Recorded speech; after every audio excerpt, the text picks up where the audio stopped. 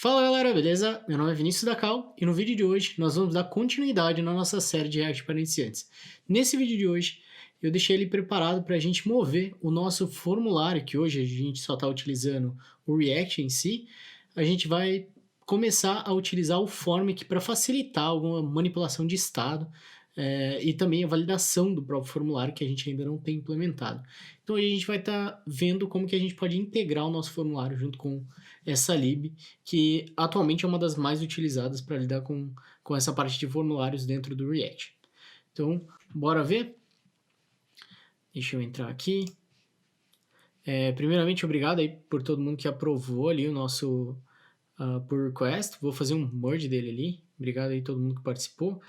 Deixa eu fazer um merge.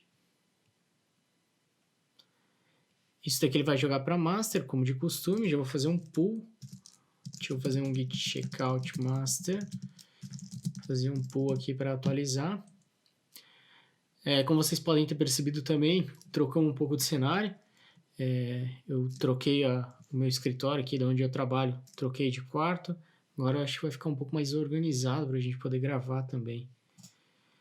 Deixa eu limpar aqui.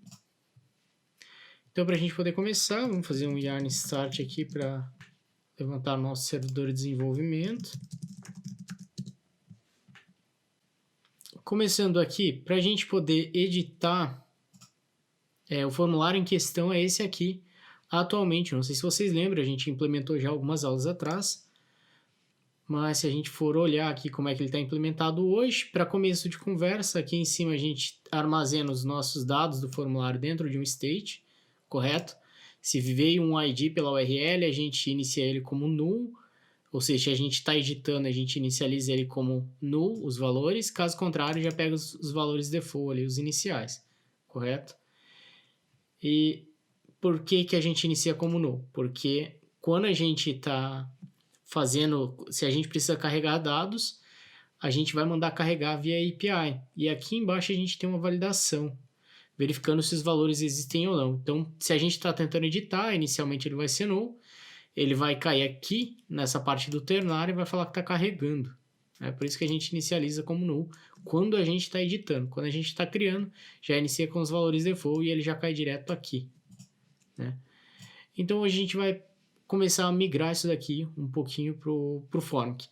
Essa parte aqui, como vocês podem ver também, a gente está passando on-change, está passando velho, tudo a gente tem que passar para o nosso input, para ele poder computar esse valor, e a gente também tem uma função que lida com essa mudança de estados, né? Pegando o name, pegando o valor do campo e fazendo toda essa alteração. Só para relembrar um pouquinho, porque já faz algumas aulas atrás que a gente implementou isso.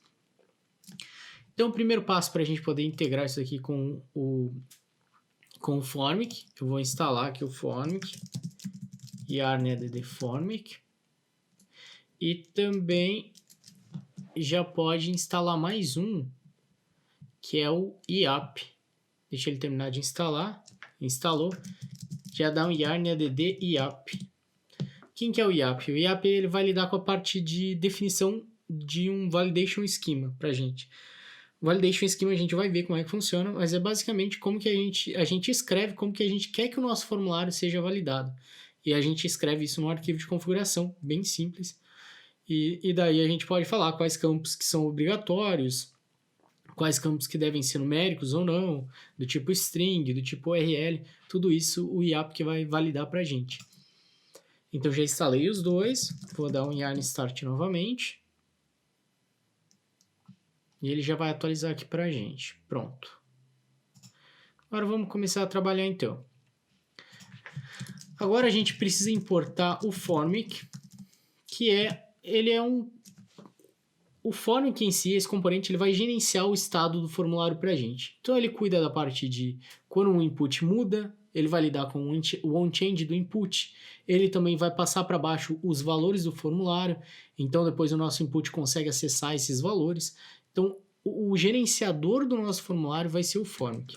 A gente não vai precisar mais ficar manipulando o estado para atualizar os nossos campos. Então já importa o Formic, from Formic. E como é que a gente define o formic aqui? O formic ele precisa estar ao redor do nosso formulário inteiro. Como ele é o gerenciador do nosso formulário, vai controlar todo o estado, a gente precisa colocar ele ao redor do nosso formulário inteiro. Então, coloca aqui formic, ele é self-closing, né? Não preciso criar outra tag, só faz um barra aqui e já fecha. E a gente passa para o formic uma função chamada render, que é para eu falar como que eu quero que renderize o meu formulário. Então, no caso, eu já tenho um formulário aqui, eu só passo ele para dentro do render. E assim ele já vai começar, ele já renderiza o meu formulário. Porém, tem mais algumas coisinhas que eu preciso passar para o formic. Aqui, a princípio, eu preciso passar quais são os initial values dele, ou seja, quais são os valores iniciais que eu quero que coloque no meu formulário. Antes a gente estava armazenando tudo aqui no state, então era um pouquinho diferente. Então, aqui, por enquanto, passa só esse valor inicial aqui default. Tá? A gente não está editando por enquanto, só passa esse valor aqui. Agora, o próximo passo, a gente pode pegar aqui um onChange, pode remover isso daqui, porque a gente não vai precisar mais. Tá? Essa parte aqui desses valores também pode remover, só copia esse bloco aqui de dentro, essa lógica a gente vai utilizar. Mas o resto pode remover, não vai ser utilizado. Por sua vez, esse daqui estava fazendo 7 values, pode remover o bloco inteiro, a gente também não vai mais utilizar. Tá? E aqui, nesse values que ele está reclamando, a gente já vai mudar ele. Mas primeiro, quem que a gente vai transformar os values agora? Quem que é o values? Lembra que quando eu faço um load aqui no UseAPI, eu também recebo eu recebo alguns valores aqui, que seria o request info. Ou que a gente pode colocar aqui é load info, certo?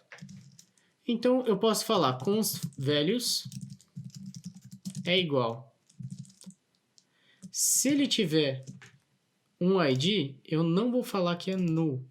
Eu vou falar que é para ele tentar acessar o load info ponto data.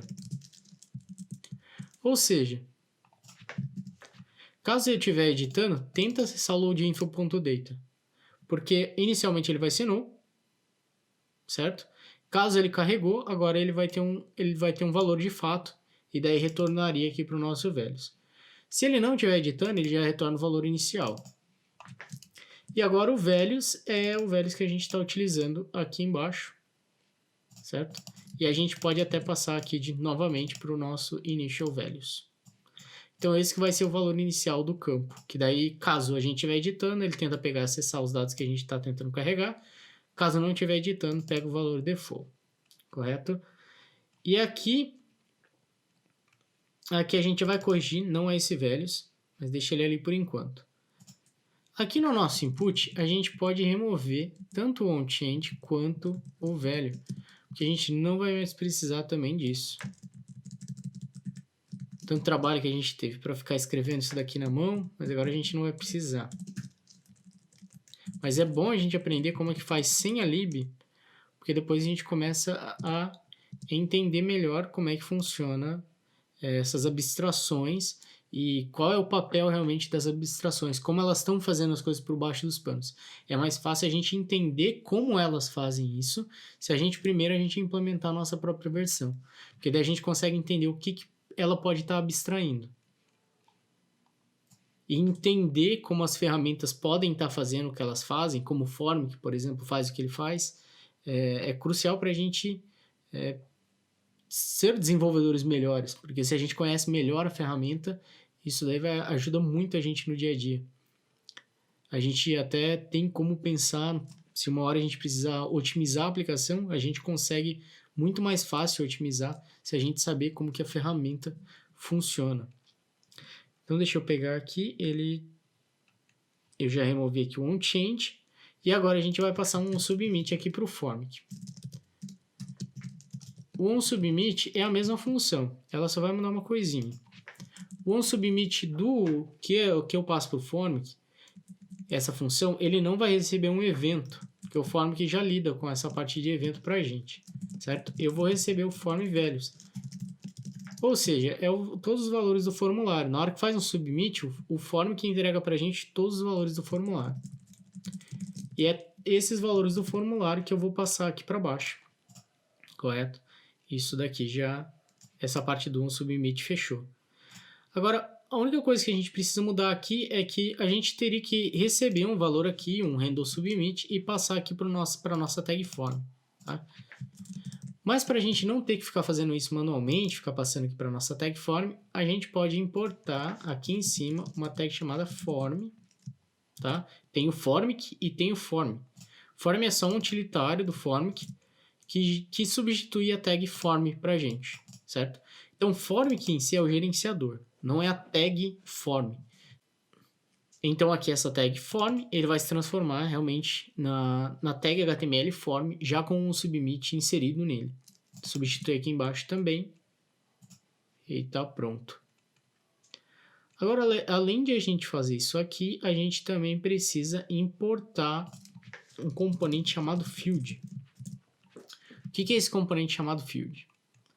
Lembra que a gente tinha que passar, acabamos de remover, né? Mas a gente tinha que ficar passando o value e o onChange para o nosso input. O field é um componente que já faz isso para a gente. Ele já pega tanto os valores como o onChange, tanto como o value, e já injeta para a gente no nosso input. Tá? Como que ele faz isso? Ele faz isso porque aqui, ao invés de utilizar o input, a gente passa um field. Tá? Em todos eles, pode-se substituir e utilizar o field agora. Tá? E lá dentro do field, o formic ele utiliza uma tag input e já insere o valor e já insere o onChange para a gente. Então, basta isso daqui para ele estar funcionando. Já pode remover também aqui o useState, que a gente não vai mais utilizar ele. E aqui a gente já removeu tudo. Vamos torcer para ele continuar funcionando. E boa, ele já está carregando. Pode ver que eu estou editando. Ele já modificou, já salvei lá, ele atualizou, né? Então aqui eu já estou carregando e ele está carregando os dados ali normalmente. Então se eu fizer uma edição, colocar gatos com S aqui, ele tem que salvar e me redirecionar aqui. E ele atualizou meus dados, ó, colocando um S aqui. Então essa parte está funcionando. Aqui também no Nova Promoção, a gente pode até fazer um teste bem rapidinho. Vamos entrar lá no Gatri, bem correndinho, só para garantir. É bom fazer esses testes para garantir que as nossas funcionalidades continuam funcionando da maneira que a gente espera. Vamos copiar aqui, copiar o endereço da imagem. E aqui vamos copiar o link também. Copiar o endereço do link. Joga aqui. E o preço pode colocar, quanto que estava ali? R$ 59,99. Então é 59,99. Ainda isso daqui tem que colocar no padrão que tá do browser. Pronto. Já cadastrou. Tá funcionando então o cadastro. Ele direcionou a gente para cá. Se a gente quiser, a gente já conseguiria editar. Então, a parte do formulário, a gente migrou para o form, respeitando as mesmas funcionalidades que a gente tinha antes. E o código tá, eu diria que está mais simples, porque a gente não precisa mais manipular os estados, só utiliza o formic mesmo. E também não precisa mais ter o state, não precisa mais ter o onChange. Então ficou uma maneira mais fluida ali de a gente poder trabalhar. Agora vamos melhorar um pouco, certo? Próximo passo é a gente implementar uma validação para o nosso formulário, coisa que a gente não tinha antes. Então aqui vamos no nosso Promotion Form. Aqui dentro da pasta do nosso Promotion Form, a gente vai criar um novo arquivo. Ele vai chamar schema.js, tá? Schema.js. E aqui a gente tem que importar import all asterisco as IAP from IAP. Isso daqui então é a lib para a gente fazer a nossa configuração de validação. Como que a gente quer que valida o nosso formulário, tá? A gente pode fazer um export default. Então, no que a gente vai fazer um export default? É no IAP, ponto. Aí eu tenho que falar como que é o esquema, qual que é o formato de dados que eu quero salvar, que eu quero enviar para a API, que eu quero que o IAP valide. Então, o nosso formato de dados para o nosso formulário é um objeto atualmente.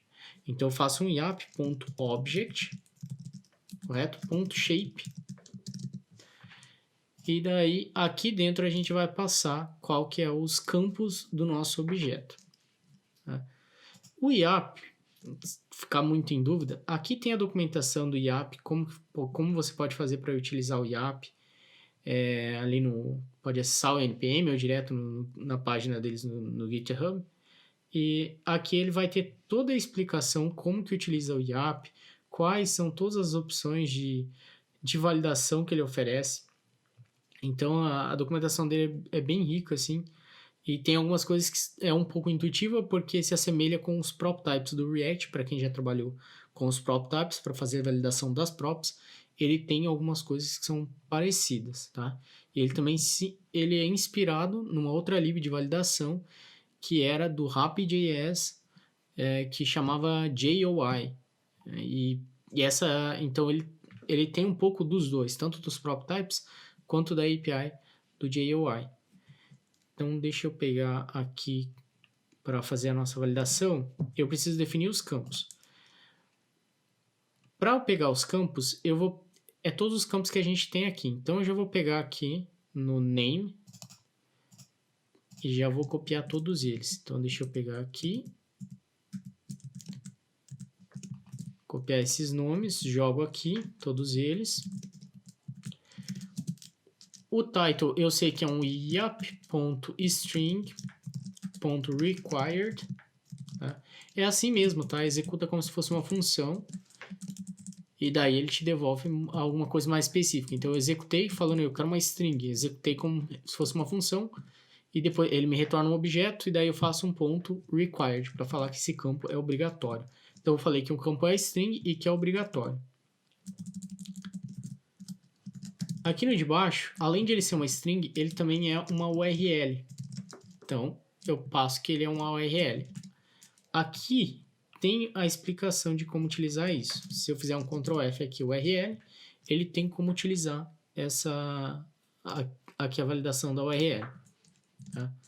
Então, se tiver alguma dúvida se tem ou não a validação, é só vir aqui fazer a pesquisa, que ele vai te falar se tem opção ou não. Mas tem como você falar se o número qual o número mínimo, qual o número máximo, quantidades de caracteres, se você quer um número, se esse número tem que ser positivo, se esse número tem que ser um inteiro.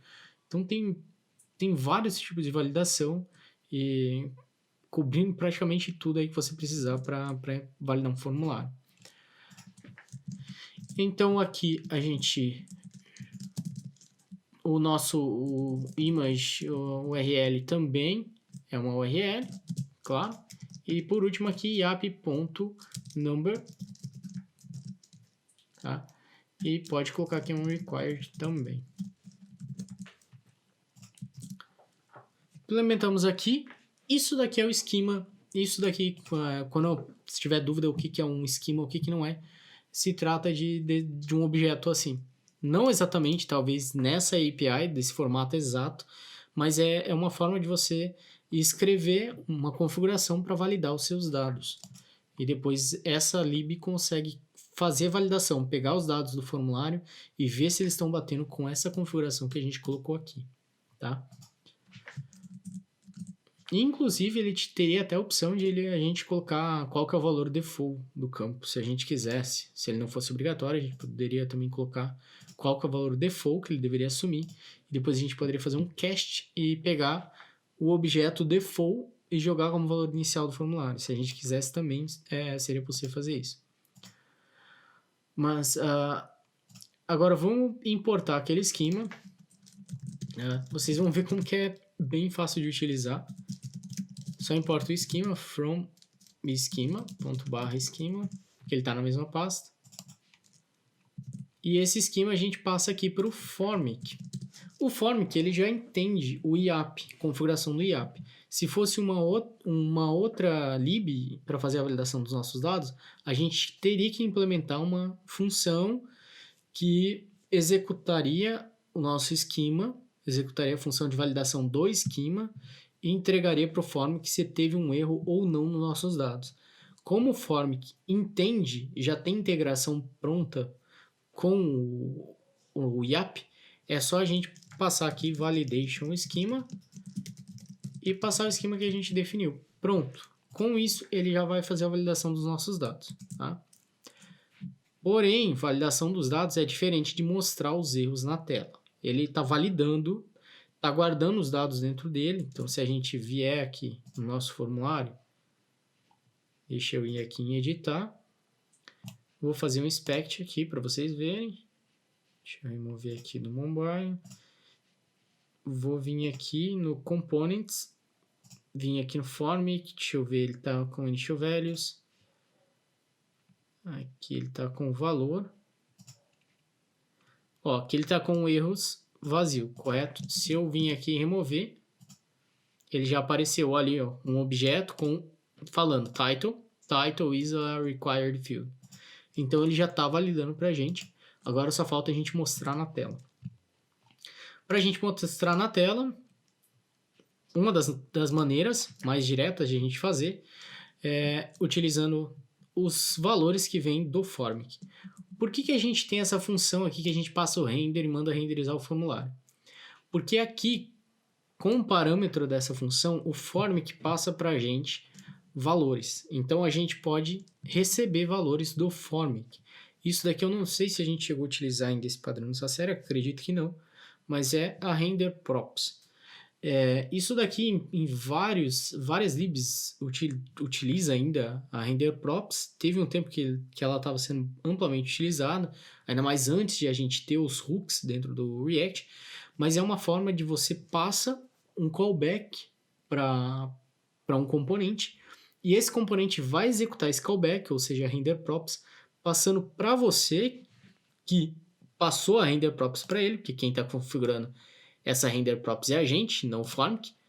Então, o Formic vai executar esse callback, essa render props, passando valores para a gente que estava lá dentro do Formic. Dessa forma, a gente consegue acessar valores do Formic aqui dentro dessa função render. Pode ser que de início seja um pouco confuso para entender esse conceito, mas ele foi implementado porque simplesmente o Formic é um gerenciador e ele tem dados dentro dele. Lá dentro dele ele tem o state dele.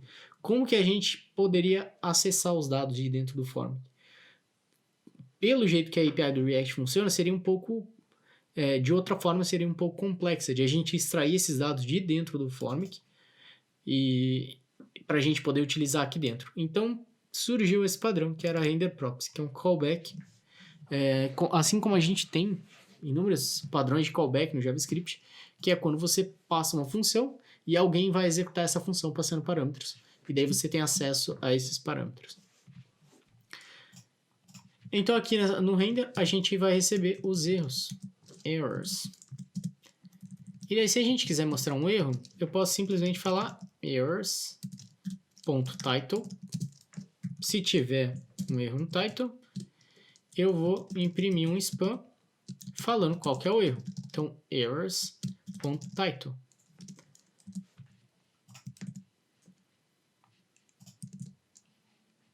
E aqui, se a gente apagar, ele já vai começar a aparecer. Title is a required field. Bem, uma das coisas que está em inglês, né? Como é que a gente poderia fazer para traduzir isso? Entre outras formas, tem como a gente fazer dessa forma mais direta, que é a que eu vou utilizar aqui, que é colocar assim, obrigatório, ou campo obrigatório. Vou colocar em minúsculo mesmo, obrigatório.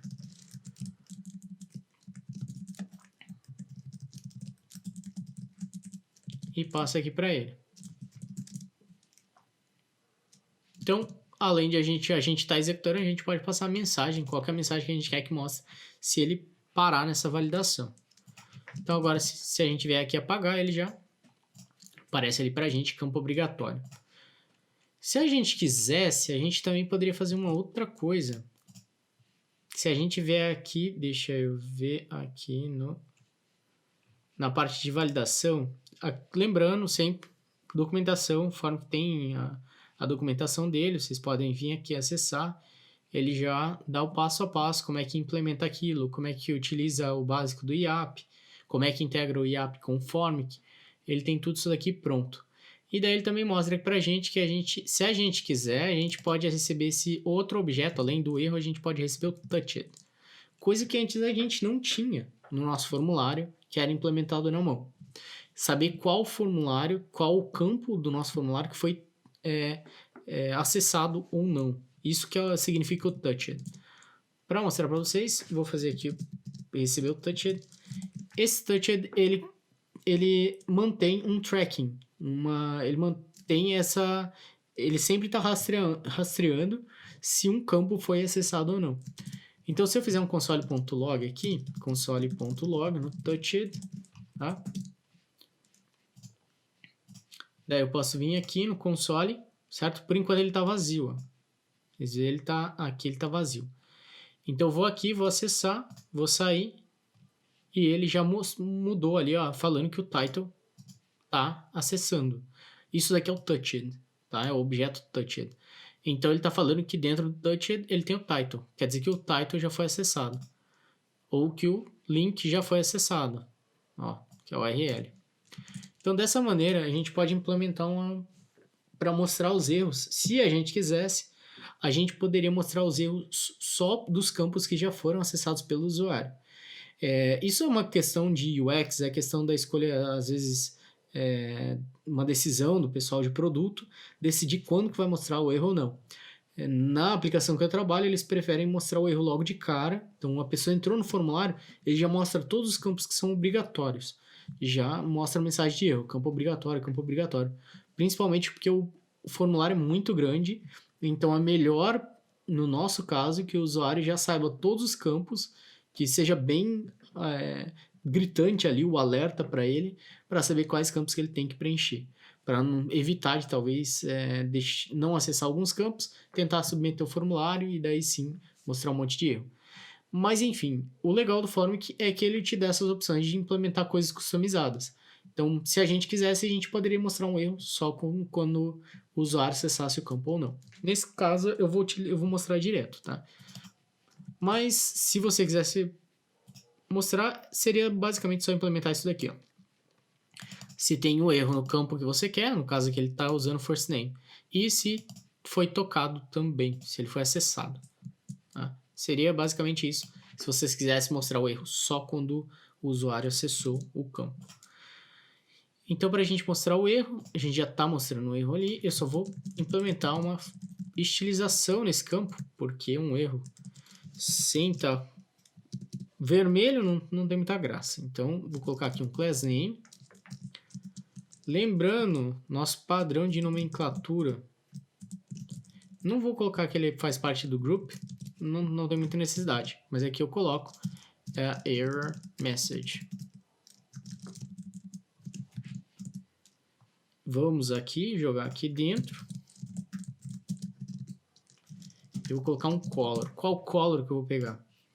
O color, eu poderia até acessar o layout, mas eu não lembro se eu desenhei isso. Mas só para mostrar para vocês, que eu acho interessante também conhecer, tem esse site aqui, que ele tem várias paletas de cores para você escolher. Se você for desenhar algum sistema, precisar escolher algumas cores, eu acho tem várias paletas e essas cores ali são bem legaisinhas para poder trabalhar. Principalmente porque a gente que é programador, às vezes a gente não tem muita habilidade para poder ficar escolhendo cor, né? Vai de cada um. Tem gente que já tem uma habilidade para desenhar a tela, tem gente que talvez fique um pouco mais amarrado na hora de desenhar, principalmente escolher cor. Então, por isso que eu acho esse site bem interessante. Vou escolher esse daqui, essa cor aqui de baixo. Aí ele já copia pra gente, só cliquei, ele já copiou pra gente. A gente pode voltar aqui no nosso site, tá? E vou colar aqui pra gente qual que é a cor da mensagem de erro. E agora, se eu apagar aqui, pronto, ele já está mostrando mensagem. Vamos diminuir um pouquinho o tamanho dela. Font size, vou colocar 14 pixels, eu acho que tá bom. Que já tornou melhor um pouquinho, certo? Então aqui ele já está mostrando pra gente. Mensagem de erro, a gente só teria que replicar, copiar isso daqui e colar para os outros campos. Vou a gente teria que vir aqui modificar para URL.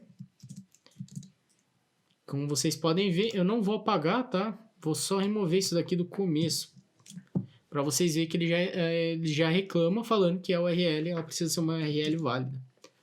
Se a gente quisesse modificar a mensagem, também teria como. Pode vir aqui e colocar, precisa ser uma URL válida, ou URL deve ser válida.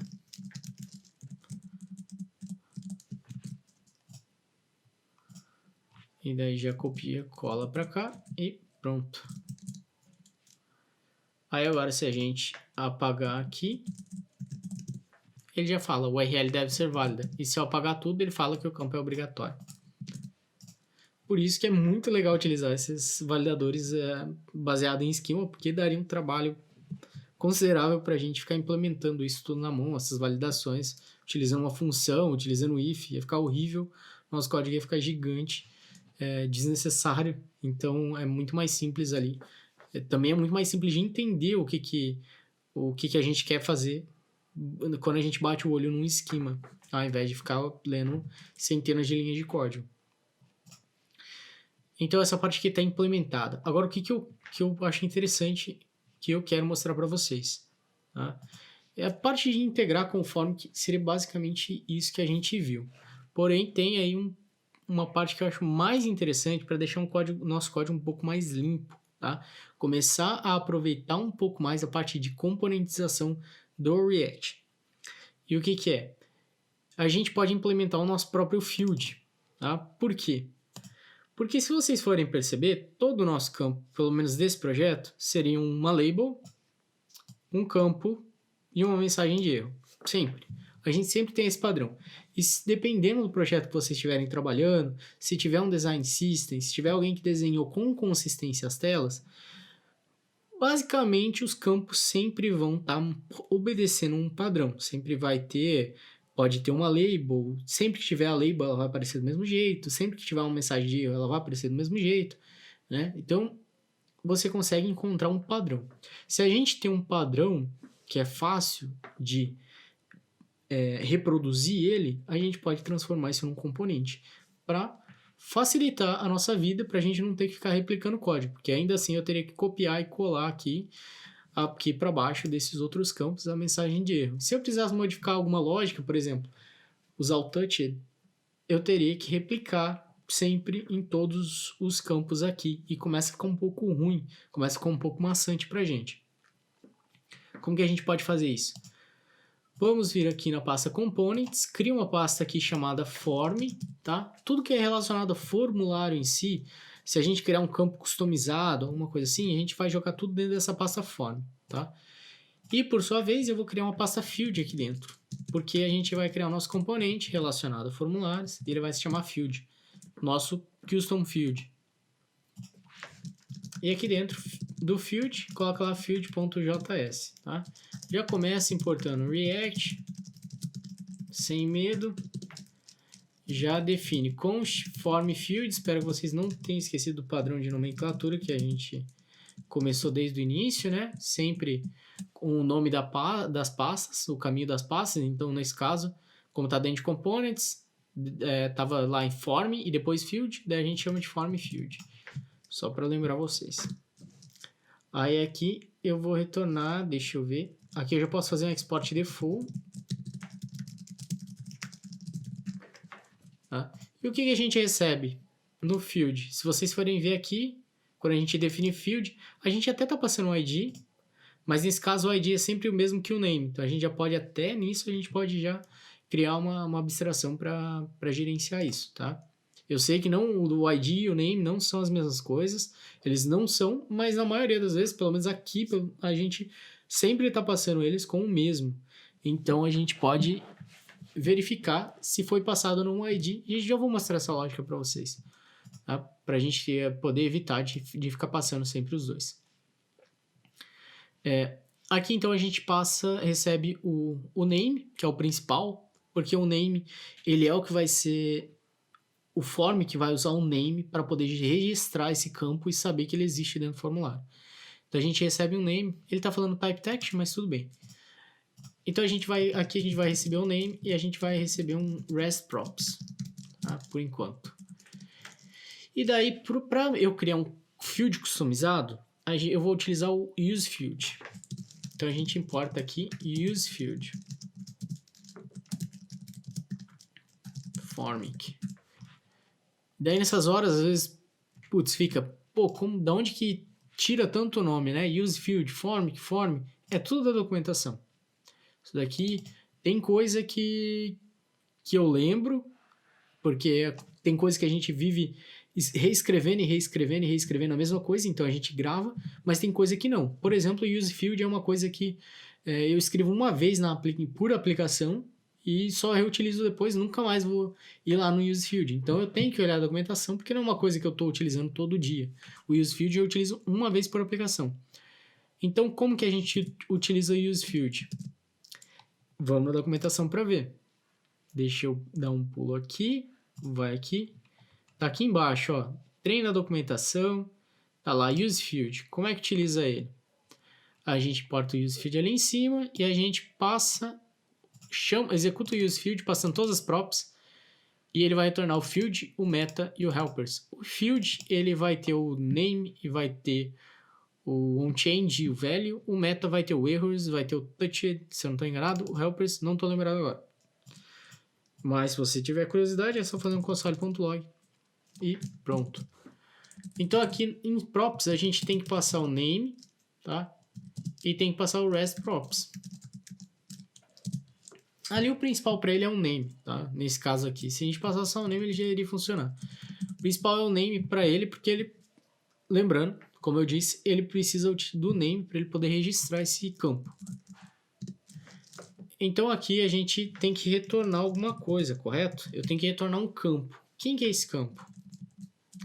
Esse campo, no caso, a gente está utilizando, até então, a gente está utilizando um input.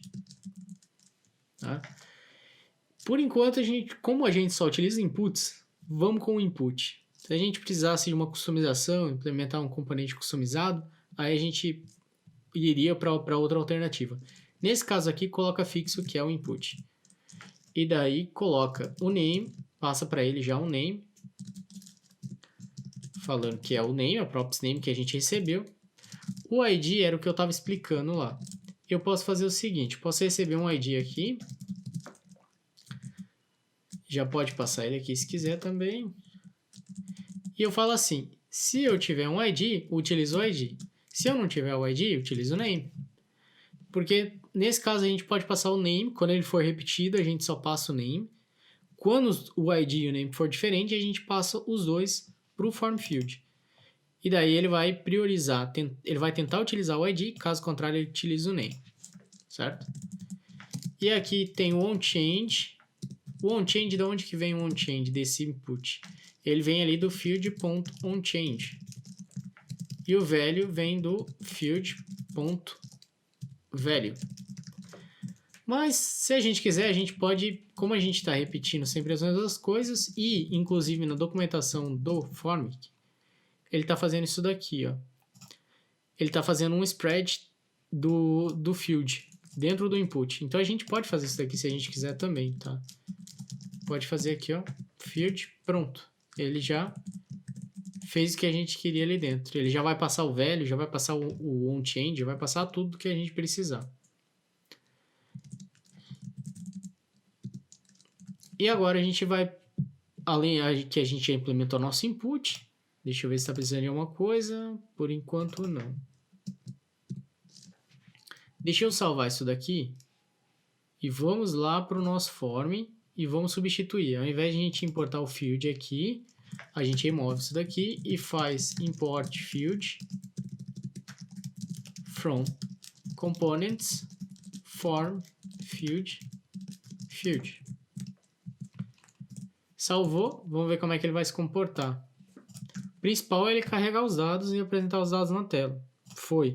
Se eu tentar editar, ele está editando. Sinal que está funcionando. Tá? Se eu tentar editar aqui, dar um inspecionar, vir aqui em Components, acessar o Formic, o Context Provider do Formic, ele tem os valores do formulário. Nos valores do formulário tem um valor que chama values. Se eu acessar ele, ele vai estar com os valores atuais. Então, através disso aqui, eu consigo saber se está funcionando ou não. Por exemplo, estou editando ali, como vocês podem ver ele aqui, e ele está atualizando aqui embaixo também.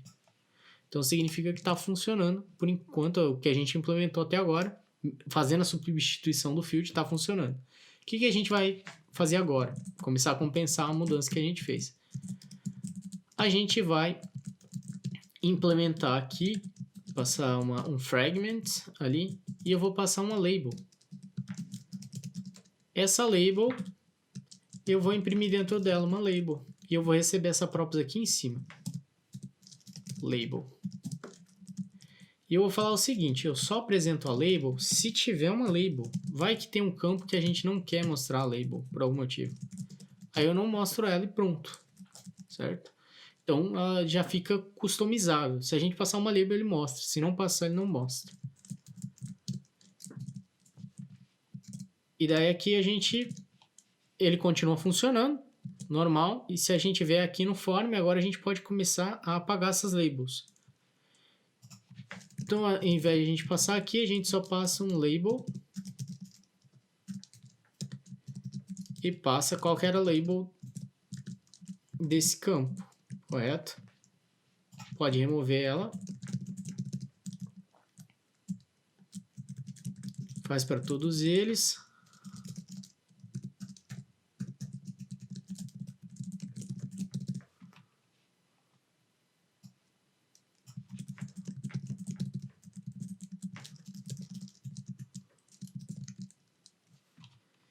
E o último aqui é o preço.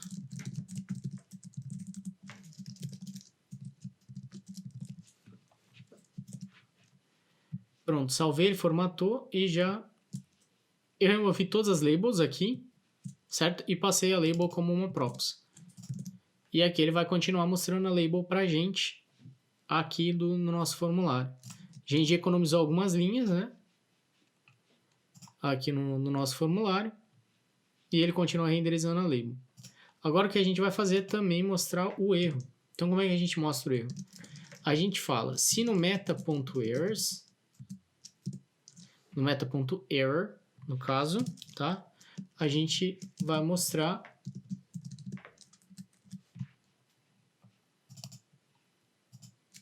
aqui, mesma coisa que está aqui no field, ó, ele está falando se tem o meta touched e o meta error. Nesse caso a gente só vai utilizar o nosso o error. Se tiver erro a gente já mostra. Então a gente vai colocar um span aqui e vai colocar o meta.error. Vou salvar, atualizar. Se eu remover aqui, ele já mostra 2 erros pra gente, porque a gente não removeu o outro ainda. Então vamos lá, vamos remover os erros que estavam aqui.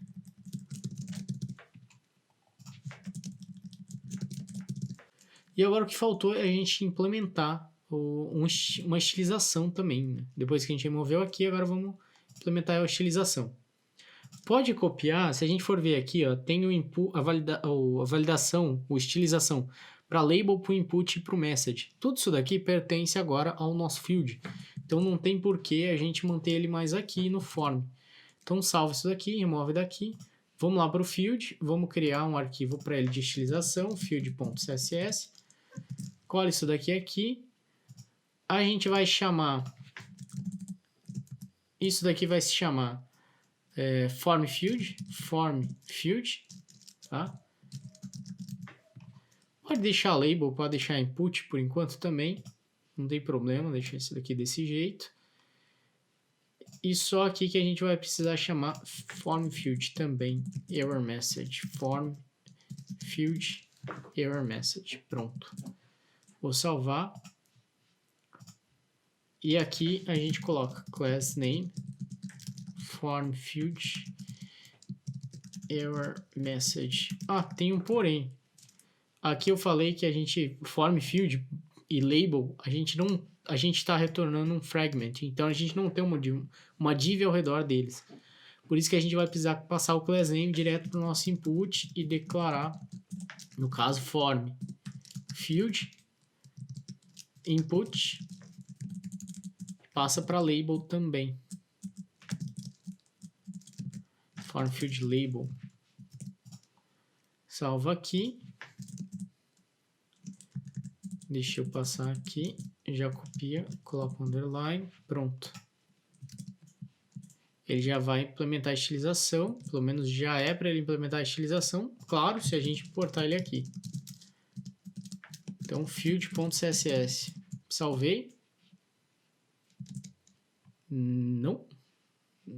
Deixa eu ver aqui o que a gente fez de errado, o que eu fiz de errado. Form field label, apertei o field.css. Ah, ficou só um underline ali.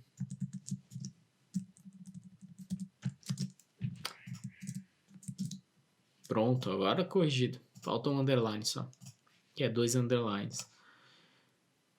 Então aqui ele já implementou a estilização pra gente.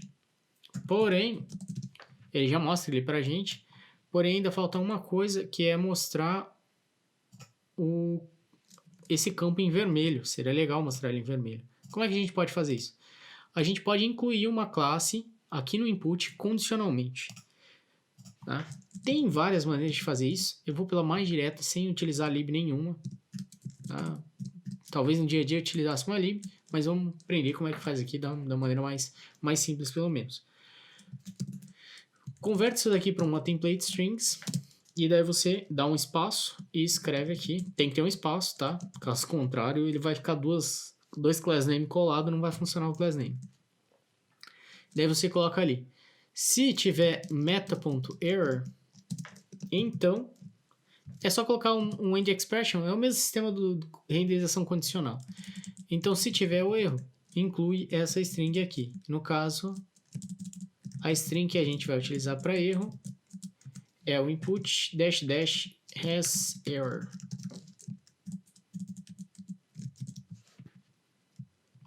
O -- no Ben, que é a nomenclatura que a gente está utilizando para definir o nosso CSS, o -- ele é o state modifier, se eu não estou enganado. É basicamente, nesse caso aqui, a gente tem o mesmo input, mas a gente está definindo. Quando tem erro, ele está modificando o estado desse componente. Então, é assim que a gente declara o class name para ele. Se tem uma modificação para o state do mesmo componente, você utiliza o -- Por exemplo, poderia ter -- active, se você tivesse um state active para o teu botão, por exemplo, você poderia utilizar o -- active. Também vai de ti, é só uma orientação aí legal para se basear na hora de escrever o CSS. Mais importante também é olhar a documentação, que é a melhor fonte para aprender esse padrão de nomenclatura para escrever as classes. Então, a gente tem a classe, a gente só cola ela aqui. Opa, e daí eu coloco o border color da mesma cor do meu erro aqui de baixo. Pronto. Salvei. Se eu apagar, ele já está mostrando a cor de erro aqui. Tá? Uma coisa que ficou faltando é a gente colocar o HTML4 na nossa label também. Viram que eu cliquei aqui, ele não deu um focus no input, né? É porque está faltando um HTML4. Então a gente pode colocar aqui, qual que é o HTML4? A gente tem que passar o ID do nosso input para o HTML4. Como que a gente faz isso nesse caso? O ID do nosso input vai ser esse valor aqui. Então copia esse valor, joga ali em cima. Ou seja, se a gente não passar um ID para esses campos, ele vai assumir o name. E agora, se eu clicar aqui na minha label, ele já faz o focus no nosso input. Isso daqui é muito importante também para leitor de tela. Para quem utiliza leitor de tela, deficientes visuais, essa parte de conectar a label com o input através do HTML4 é bem importante para eles poderem utilizar isso de uma maneira mais fácil, eles poderem utilizar formulários. Tá? Então, a gente implementou aqui. Vamos fazer um limpo aqui também. Já que a gente já está passando o name e ele sempre se repete, vamos remover o ID para deixar um pouquinho mais limpo aqui. porque ele vai assumir o name, a props.name nesse caso, então não tem problema, tá? E aqui novamente a gente pode simplesmente deixar de utilizar tanto o errors quanto o touched. E pronto. Essa é a nossa integração com o Formic. Ele já tem... A gente já implementou o nosso field. Então, se você tivesse alguma lógica a mais, que tivesse que ter em todo componente seu, todo input, você poderia colocar dentro do field. Só lembrando que aqui vai código genérico, tá? Nunca eu criaria uma props aqui falada max price para limitar o valor máximo do preço, por exemplo. Porque max price seria uma props específica do campo preço. Não deveria vir aqui, tá? Aqui é só coisas genéricas que cabem a todos os fields. Se ele cabe a todos os fields, ou pelo menos a maioria dos fields, aí sim você coloca aqui dentro do form field.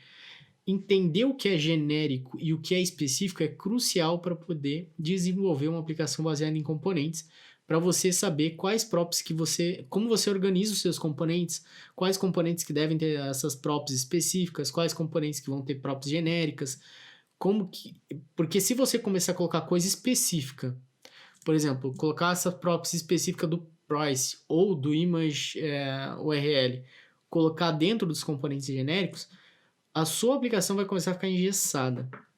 Vai começar a ficar difícil de lidar, porque se você começar a crescer a tua aplicação, ela vai ter centenas ou mais que centenas de campos, e você vai começar a ter uma lógica gigante, horrenda, dentro de um componente genérico. Por isso que é importante saber separar esse conceito. Mas o principal é se perguntar, o que eu estou implementando? Se eu estou num componente genérico, no caso do form field, genérico é utilizado por vários lugares. Eu estou implementando uma coisa específica de um campo específico ou vai servir para todo mundo? É isso que você deve se perguntar. Não só do field, mas na hora de implementar outras coisas também, como a gente já viu ali em outros lugares. Né? É isso que a gente tinha para a aula de hoje. Obrigado por estar acompanhando a gente até aqui. Eu esqueci de mover aqui o nosso card, né? Deixa eu mover aqui no Trello, movendo para o de review para done e o de to do para... Já vou mover para review, porque eu vou abrir o PR daqui a pouco, e daí já vai estar disponível para vocês darem um approve ali. A gente finalizou os nossos tickets. Coisas que estão faltando agora é a gente poder corrigir alguns bugs que a gente tem que corrigir, estilizar alguns botões, e a gente vai começar a trabalhar na parte de reutilização de componentes, a gente componentizar algumas partes ali, para a gente conseguir aproveitar um pouco mais dessa parte de componentização do React, conseguir aprender um pouquinho mais desse conceito. Mas era importante chegar até aqui, do jeito que está a aplicação, sem talvez deixar algumas coisas de fora, sem componentizar algumas coisas, para vocês verem qual que é a diferença entre começar a componentizar e reutilizar esses componentes, como por exemplo botões, qual que é a diferença que faz na nossa aplicação criar componentes que são específicos para botões e começar a utilizar eles. É só um exemplo, claro, mas numa aplicação grande a gente começa a ter essa fragmentação, criar componentes pequenininhos que são amplamente reutilizados e que isso afeta muito a nossa produtividade, acelera a nossa produtividade, tá? E também cria uma consistência dentro do código, que é horrível você ter 300 tipos de botões diferentes dentro da sua aplicação, cada um definido da sua própria maneira. É melhor você ter uma consistência, assim como outros componentes, tá? Obrigado por estar acompanhando até aqui.